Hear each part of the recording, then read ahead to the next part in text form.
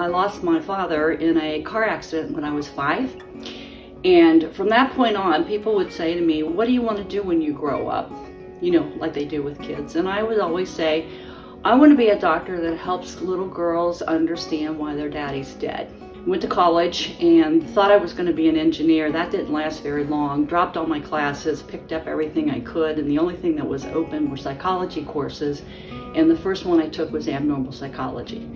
So when I took that, that was it. That just hooked me into anything with psychology. I actually am licensed as a school psychologist. That was my first doctorate, where I really focused in on trying to help young people understand why they are having difficulty learning and what could be done to guide them and help them and help teachers particularly. And that was in the early 70s, so we're talking at the beginning of ADA and all the things with disabilities. And in my work with that, I kept working with a lot of kids that didn't have an identified disability, but that hidden disability of having really bad behavior. So I got really involved in emotionally disturbed children. Actually in a school mental health program to help those kids try to figure out and then get them back into public school. So I worked in that area for quite a while, and during that time I got my clinical part of my doctorate, became an independent licensed psychologist. It was in 1984, but you can't tell by my good looks.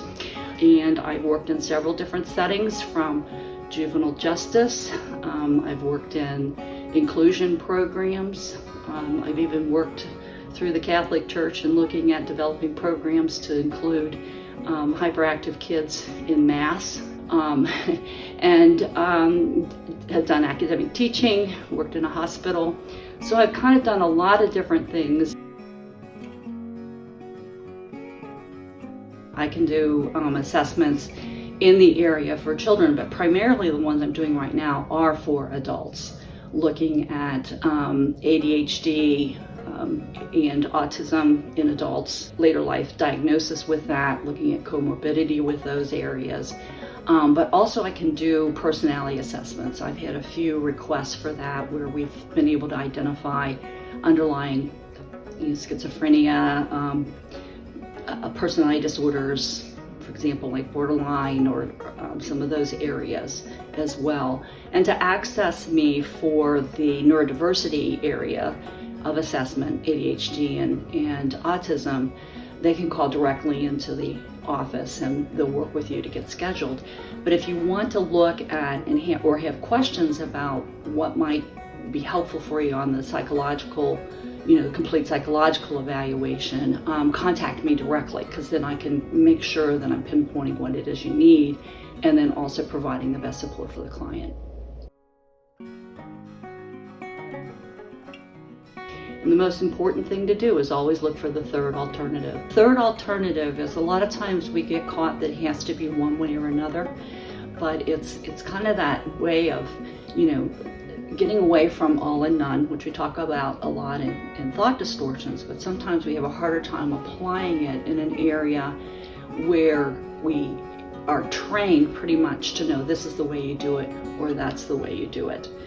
And what I try to encourage folks to do is look at the this or that and come up with, maybe there's something else. So for me, the third alternative is always looking at the one that you don't think of first and try to get other resources, other information, which is going to give you the guidance you need.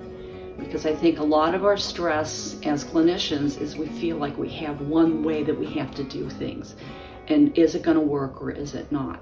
And sometimes we have to broaden that view in order to recognize that there is an art to our work. It's not only just science, but there's an art. And sometimes that art becomes what we have to look at in creating our third alternative. But you also have to take care of yourself. You have to be there. You have to support your own emotional health, as well as your mental health, your physical health. And without that, you can't be the strong clinician that you need to be.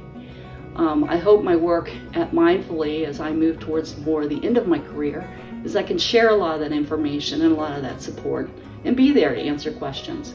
And my last message to you is be confident. You know, go out there, be amazing every day, be positive, and I said before, look for the third alternative. It's out there, and every challenge is a learning experience. Thanks for listening to me today, and have a good day.